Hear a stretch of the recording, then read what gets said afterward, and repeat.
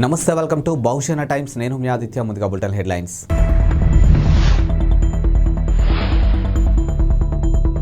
BRS శాసనసభాపక్ష నేతగా కేసీఆర్.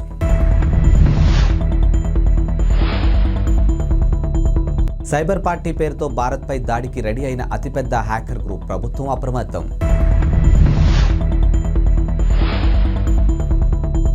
తెలంగాణ కొత్త IT మినిస్టర్గా శ్రీధర్బాబు మంత్రులకు శాఖలు కేటాయింపు. భారత రాష్ట్ర సమితి శాసనసభాపక్ష నేతగా మాజీ ముఖ్యమంత్రి కేసీఆర్ను ఆ పార్టీ ఎమ్మెల్యేలు ఎన్నుకున్నారు. ఈ మేరకు శనివారం ఉదయం తెలంగాణ భవన్లో బీఆర్ఎస్ ఎల్పీ మీటింగ్ జరిగింది. ఇక సీనియర్ లీడర్ కేశవరావు అధ్యక్షతన జరిగినటువంటి ఈ భేటీకి పార్టీ ఎమ్మెల్యేలు 38 మంది హాజరయ్యారు. ఇక శస్త్రచికిత్స కారణంగా మాజీ ముఖ్యమంత్రి గజ్వేల్ ఎమ్మెల్యే కేసీఆర్ గైర్హాజరు అయ్యారు. ఇటీవల జరిగిన అసెంబ్లీ ఎన్నికల్లో 39 స్థానాల్లో గెలుపొందిన బీఆర్ఎస్ శాసనసభలో ప్రధాన పక్షగా వ్యవహరించనుంది. ఈ నేపథ్యంలో పార్టీ శాసనసభాపక్ష నేతను ఎన్నుకోవడానికి శనివారం బీఆర్ఎస్ ఎమ్మెల్యేలు భేటీ అయ్యారు. ఈ మీటింగ్ను తమ లీడర్గా కేసీఆర్ను ఎన్నుకున్నామంటూ ఏకవాక్య తీర్మానం చేసి ఆమోదించారు. అనంతరం ఒకే బస్సులో ఎమ్మెల్యేలంతా అసెంబ్లీకి బయలుదేరి వెళ్లారు. భారతీయ వెబ్సైట్లు కీలకమైన మౌలిక సదుపాయాలపై సైబర్ దాడి చేయబోతున్నట్లు ప్రపంచంలోని అతిపెద్ద హ్యాకర్ గ్రూపులో ఒకటిగా ప్రకటించింది. అప్రమత్తమైనటువంటి కేంద్ర మంత్రిత్వ శాఖలు, ప్రభుత్వ ఏజెన్సీలు అన్ని వ్యవస్థలను అప్రమత్తం చేశాయి. ఇక అనధికారిక యాక్సెస్ను నిలువరించే చర్యలు తీసుకోవాలని సూచించాయి. ఇక భద్రతను మెరుగుపరచడంతో పాటు cyber hygiene standards, operating procedures కట్టుబడి ఉండాలని, హ్యాకింగ్ నుంచి డేటాను రక్షించుకునేందుకు అవసరమైన చర్యలు చేపట్టాలని సూచించాయి. ఇక హ్యాకింగ్ గ్రూప్ ప్రధాన లక్ష్యం ఆరోగ్యం, సైబర్ మౌలిక సదుపాయాలు కావచ్చని కేంద్ర ఏజెన్సీలు అంచనా వేస్తూ ఉన్నాయి. పాకిస్తాన్, ఇండోనేషియాకు చెందినటువంటి హ్యాకర్ గ్రూపులు తమ టెలిగ్రామ్ ఛానల్ ద్వారా ఈ నెల 11న సైబర్ పార్టీకి దిగుతున్నట్లు ప్రకటించాయి. ఈ టెలిగ్రామ్ ఛానల్లో 4000 మందికి సభ్యత్వం కలిగి ఉన్నారు. సైబర్ పార్టీగా పిలిచే ఈ ఈవెంట్ ద్వారా భారతీయ డిజిటల్ మౌలిక సదుపాయాలు అంతరాయం కలిగించడమే లక్ష్యంగా పెట్టుకున్నాయని తెలుస్తున్నాయి. తెలంగాణ కేబినెట్లో కొలువు తీరిన మంత్రులు ముఖ్యమంత్రి రేవంత్ రెడ్డి శాఖలు కేటాయించారు. ఇక కీలకమైన హోంశాఖ, మున్సిపల్ శాఖను సీఎం రేవంత్ రెడ్డి తన వద్దే ఉంచుకున్నారు. ఇక 11 మంత్రులను వివిధ శాఖలకు అప్పగించారు. రాష్ట్రానికి కొత్త ఐటీ మినిస్టర్గా మాజీ మంత్రి, సీనియర్ నేత దుద్దిళ్ల శ్రీధర్బాబును ఎంపిక చేశారు. జడ్జీలు తాము వెలువరించే తీర్పుల్లో వ్యక్తిగత అభిప్రాయాలు, వ్యాఖ్యలను, ఉద్దేశాలు ఇవ్వడం కానీ చేయొద్దని సుప్రీంకోర్టు తాజాగా సూచించింది. ఈ క్రమంలో కలకత్తా హైకోర్టు ఇచ్చినటువంటి తాజా తీర్పును తీవ్రంగా తప్పుపట్టింది. లైంగిక కోరికలను నియంత్రించుకోవాలంటూ, టీనేజ్ బాలికలను, మహిళలను గౌరవించడం నేర్చుకోవాలంటూ టీనేజ్ బాలులకు కలకత్తా హైకోర్టు తన తీర్పులో పేర్కొంది. అవి అనవసరమైన, తీవ్ర అభ్యంతరకరమైన వ్యాఖ్యలంటూ జస్టిస్ అభయ్, ఓకే జస్టిస్ పంకజ్ మిత్తల్ సభ్యులుగా ఉన్నటువంటి ధర్మసానం ఆగ్రహం వ్యక్తం చేసింది. ఆర్టికల్ 21 ప్రకారం ఇటువంటి కామెంట్స్ కిషోరాప్రాయాలు, హక్కులు ఉల్లంఘన పరిధిలోకి వస్తాయని సర్వోన్నత న్యాయస్థానం కేసును జనవరి 4కు వాయిదా వేసింది. ఈ కేసు పూర్వపరాపంలోకి వెళితే తనని పెళ్లి చేసుకోవాలని ఒత్తిడి చేసేందుకు నిందితుడు మహిళను కిడ్నాప్ చేశాడని, అయితే ఈ కేసులో నిందితుడికి ఫాక్సో చట్టం సెక్షన్ 6 ప్రకారం శిక్ష విధించడాన్ని సవాలు చేస్తూ దాఖలైన పిటిషన్ విభజన సందర్భంగా కలకత్తా హైకోర్టులోని జస్టిస్ చిత్తరంజన్ దాస్, జస్టిస్ పార్థసారథి సేన్ ధర్మసానం ఈ అభ్యంతరకర వ్యాఖ్యలు చేసింది.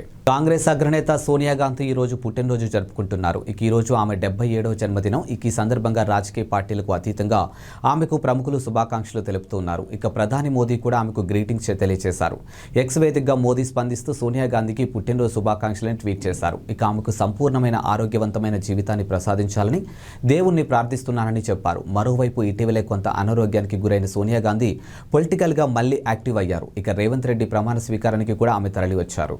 అతిపెద్ద ఆర్థిక వ్యవస్థ రూపాంతరం చెందినటువంటి చైనా క్రమంగా అప్పుల్లో కూరుకుపోతుందా? ఇక కరోనా తర్వాత దాని అప్పు తడిసి మోపెడవుతుందా అంటే అవుననే అంటున్నారు. ఇక అంతర్జాతీయ ద్రవ్యనిధి ట్రేడింగ్ ఎకనామిక్స్ గణాంకాలు అవుననే చెప్తూ ఉన్నాయి. ఇదే బాటలో పలు అభివృద్ధి చెందినటువంటి దేశాలు కూడా ఉండడం గమనార్హం. ఇక కరోనా మహమ్మారి సంక్షోభ సమయంలో ఆర్థిక వ్యవస్థకు మద్దతుగా తీసుకున్నటువంటి చర్యలు ప్రపంచం మొత్తాన్ని అప్పుల్లో పడేశాయి. ఇక ప్రభుత్వ రుణాల స్థాయి విపరీతంగానూ పెరిగింది.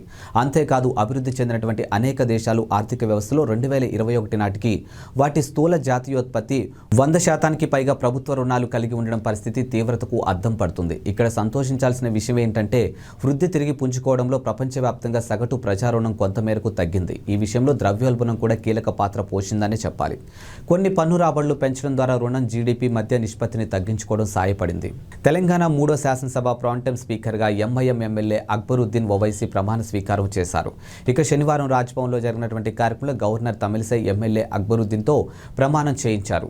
అల్లా సాక్షిగా అక్బరుద్దీన్ తన బాధ్యతలు నిర్వహిస్తానంటూ ప్రమాణం చేశారు. ఈ కార్యక్రమానికి ముఖ్యమంత్రి రేవంత్ రెడ్డి, మాజీ స్పీకర్ పోచారం శ్రీనివాస్ రెడ్డి హాజరయ్యారు. ఇక మంత్రులు డి శ్రీధర్బాబు, తుమ్మల నాగేశ్వరరావు, సీతక్క, మాజీ మంత్రి బీఆర్ఎస్ నేత హరీష్ రావు కూడా ఈ కార్యక్రమంలో పాల్గొన్నారు. ఇక ఆర్టికల్ 178 ప్రకారం శాసనసభ కొత్త స్పీకర్ను ఎన్నుకునే వరకు ప్రాంటెం స్పీకర్ స్పీకర్గా అక్బరుద్దీన్ సేవలు అందిస్తారంటూ గవర్నర్ ఓ నోటిఫికేషన్ విడుదల చేశారు. ఇక అసెంబ్లీలో అందరికంటే సీనియర్ సభ్యుడు కావడంతో అక్బరుద్దీన్కి ప్రాంటెమ్ స్పీకర్ బాధ్యతలు దక్కాయి. ఇక నేడు జరగనున్న శాసనసభ తొలి సమావేశంలో కొత్తగా ఎన్నికైన ఎమ్మెల్యేలతో ప్రాంటెమ్ స్పీకర్ ప్రమాణ స్వీకారం చేయిస్తారు. ప్రకాశం జిల్లా మద్దిపాడు మండలంలో మల్లవరంలోని కందుల ఓబుల్రెడ్డి జలాశయానికి చెందినటువంటి రెండో గేటు అడుగుబారం కొట్టుకుపోయింది. ఇప్పటికే ఓ గేటు కొట్టుకుపోయి ఏడాదికి పైగా గడిచిపోగా శుక్రవారం రాత్రి 8:45 ప్రాంతంలో మరో గేటు విరిగి కొట్టుకుపోయింది. దీంతో రిజర్వాయర్లోని నీళ్లు సముద్ర పాలవుతున్నాయి. గుండ్లకమ్మ జలాశయం కింద కుడి ఎడమ కాలువల పరిధిలో దాదాపు 80,000 ఎకరాలు ఆయకట్టు ఉంది. ఇక రిజర్వాయర్లో చేపల వేటపై 2,000కు పైగా మత్స్యకార కుటుంబాలు ఆధారపడి ఉన్నాయి. ఇక గుండ్లకమ్మ పూర్తి సామర్థ్యం 3.8 టీఎంసీలు కాగా గత ఏడాది ఆగస్టులో మూడో గేటు కొట్టుకుపోయే నాటికి జలాశయంలో 3 టీఎంసీలు నీళ్లు ఉన్నాయి. గేటు కొట్టుకుపోయాక రిజర్వాయర్లోని 1.5 టీఎంసీల నీరు సముద్రంలోకి పోయింది. శ్రీకాకుళం జిల్లా గారా ఎస్బీఐలో బంగారం వ్యవహారంలో క్లారిటీ వచ్చింది. ఇక బ్యాంకులో ఉద్యోగులే బంగారాన్ని మాయం చేశారని తేలింది. ఈ బంగారాన్ని మాయం చేయడంలో కీలక సూత్రధారి కిరణ్ బాబును అని తేల్చేశారు. ఇక 7 నిందితులను అరెస్ట్ చేశారు. ఈ బ్యాంకులో డిప్యూటీ మేనేజర్గా పనిచేస్తున్నటువంటి స్వప్నప్రియ అదే బ్యాంకులో పనిచేస్తున్నటువంటి తన సోదరుడు కిరణ్ బాబుతో కలిసి స్థిరాస్తి వ్యాపారం, రైస్ పుల్లింగ్, షేర్ మార్కెట్లో డబ్బులు పెట్టుబడి పెట్టి నష్టపోయారు. ఆ సమయంలో వీరికి తిరుమలరావు అనే వ్యక్తితో పరిచయం ఏర్పడింది. ఎక్కువ కమిషన్ ఇస్తామని చెప్పి బ్యాంకు క్యాషియర్ సురేష్ సహకారంతో బ్యాంకులో ఖాతాదారులు తనఖా పెట్టిన ఆభరణాలు బయటకు తీసుకొచ్చేశారు. స్విమ్స్ ఆసుపత్రి భవనాల పునరుద్ధరణ పనులను 197 కోట్లతో చేపట్టడానికి టెండర్ డాక్యుమెంట్లను జ్యుడిషియల్ ప్రివ్యూకి సమర్పించారు. ఇక తిరుమలకు విచ్చేసినటువంటి భక్తులు వైద్య సౌకర్యార్థమై పరిసర ప్రాంత రోగులకు మెరుగైన సౌకర్యాలు అందించడానికి పనులు చేపడుతున్నారు. ఈ ప్రాజెక్టు పనులకు సంబంధించిన ఏవైనా అభ్యంతరాలుంటే ఈ నెల 18వ తేదీ సాయంత్రం 5 గంటలలోపు తెలియచేయాలని కోరారు. ఈ ప్రాజెక్టు పనులకు సంబంధించి ఏదైనా సలహాలు, అభ్యంతరాలు తెలియచేయాలనుకుంటే ఏపీ జ్యుడిషియల్ ప్రివ్యూ @gmail.com తెలియచేయాలని కోరారు. గ్రిల్స్ తెరిచి ఉండడంతో లిఫ్ట్ వచ్చిందనుకుని లోపల కాలు పెట్టిన ఓ డెలివరీ బాయ్ 4వ అంతస్తు నుంచి లిఫ్ట్ పై పట్టాడు. ఆ తర్వాత లిఫ్ట్ పైకి రావడంతో అతడు స్లాబ్ కింద నలిగిపోయి దుర్మరణం చెందాడు. రంగారెడ్డి జిల్లా పటాన్చెరులో ఈ షాకింగ్ ఘటన వెలుగులోకి వచ్చింది. ఇక పోలీసులు తెలిపిన వివరాల ప్రకారం జేమ్స్ అనే వ్యక్తి తన భార్య పిల్లలతో కలిసి మయూరి నగర్లో నివాసం ఉంటున్నాడు. అతడు డెలివరీ బాయ్గా పనిచేస్తూ ఉంటాడు. గురువారం అతడు ఓ పార్సెల్ డెలివరీని వెనక్కు తీసుకునేందుకు అశోక్ నగర్లోని నివాస్ టవర్స్కు వెళ్లాడు. 4వ అంతస్తులోని ఓ ఫ్లాట్ నుంచి పార్సెల్స్ను తీసుకుని తిరిగి వస్తుండగా లిఫ్ట్ గ్రిల్స్ తెరిచి ఉంది. ఆ సమయంలో ఫోన్లో మాట్లాడుతున్న అతడు లిఫ్ట్ పైకి రాని విషయాన్ని గమనించక లోపలికి కాలు పెట్టడంతో మొదటి అంతస్తులో ఉన్నటువంటి లిఫ్ట్ పై భాగంలో పట్టాడు. ఆ తర్వాత లిఫ్ట్ పైకి వెళ్లడంతో అతడు స్లాబ్ కింద పడి నలిగి దుర్మరణం చెందాడు. అయితే లిఫ్ట్ 3వ అంతస్తులో ఆగిపోవడంతో మరమ్మతులు చేసేందుకు వచ్చినటువంటి మెకానిక్ జేమ్స్ మృతదేహాన్ని గుర్తించి పోలీసులకు సమాచారం అందించాడు. ఇక కేసు నమోదు చేసుకున్న పోలీసులు ఘటనపై దర్యాప్తు ప్రారంభించారు. టీడీపీ జాతీయ ప్రధాన కార్యదర్శి నారా లోకేష్ చేపట్టిన యువగలం పాదయాత్ర మీచౌంగ్ తుపాను కారణంగా తాత్కాలికంగా నిలిచిపోయిన సంగతి అందరికీ తెలిసిందే. ఇక తుఫాను ప్రభావం ముగియడంతో లోకేష్ పాదయాత్ర మళ్లీ మొదలు కానుంది. ఇక రేపు పిఠాపురం నియోజకవర్గంలోని శీలంవారి పాకల జంక్షన్ నుంచి యువగలం కొనసాగించనున్నారు. ఇక లోకేష్ ఈ ఏడాది జనవరి 27న చిత్తూరు జిల్లా కుప్పంలో పాదయాత్ర ప్రారంభించారు. 400 రోజుల్లో 4,000 కిలోమీటర్లు నడవాలని లక్ష్యంగా నిర్దేశించుకున్నారు. ఇప్పటి వరకు 216 రోజులు 2,974 కిలోమీటర్లు దూరం నడిచారు. ముఖ్యమంత్రి రేవంత్ రెడ్డి కీలక నిర్ణయం తీసుకున్నారు. ఇక తెలంగాణ ఉద్యమకారులపై కేసులు ఎత్తివేతకు సంబంధించి ప్రక్రియను ప్రారంభించాలని పోలీస్ శాఖను రేవంత్ ఆదేశించారు. ఇప్పటికే 6 గ్యారెంటీలతో రేపటి నుంచి 2టిని అమలు చేస్తామని ప్రకటించారు. మరోవైపు ఈ రోజు ప్రజా దర్బార్ను ప్రారంభించారు. ఈ రోజు మరో కీలక నిర్ణయం తీసుకున్నారు. ఇక తెలంగాణ ఉద్యమం సమయంలో పాల్గొన్నటువంటి ఉద్యమకారులపై నమోదైన కేసులను ఎత్తివేయాలన్నట్లు తెలిపారు. ఇక 2009 నుంచి 2014 జూన్ 2వ తేదీ వరకు నమోదైన కేసుల వివరాలను ఇవ్వాలని అన్ని జిల్లాల ఎస్పీలకు, డీజీపీలకు ఆదేశాలు జారీ చేశారు.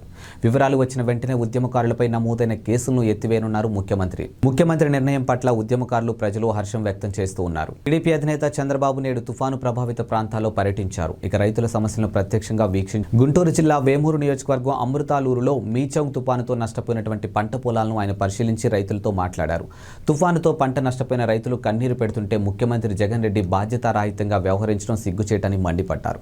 తెనాలి నియోజకవర్గంలోని వరి, అరటి, మినుమ, పెసలు వంటి పంటలు దెబ్బతిన్నాయని 30,000 ఎకరాల్లో 80% పంట నష్టం జరిగిందని పేర్కొన్నారు. ఇక వేమూరు నియోజకవర్గంలో 90,000 ఎకరాల్లో పంట సాగు చేస్తే 90% పంట నష్టపోయారని, వరి అంత నేల కొరిగిందని, ఎకరాకు 50,000 ఖర్చు చేశారు కాగా ఇవాళ ప్రతి రైతు కంట నీరే అని పేర్కొన్నారు. ఇంతవరకు అధికారులు కానీ ఎవరైనా వచ్చారని ప్రశ్నించారు. ముఖ్యమంత్రి భూమి మీద తిరగకుండా ఆకాశంలో తిరుగుతున్నారని ఎద్దేవా చేశారు. ఇవి వాల్టి బులెటిన్ అప్డేట్స్. మరో బులెటిన్తో మళ్ళీ కలుద్దాం. అంతవరకు సెలవు. నమస్కారం.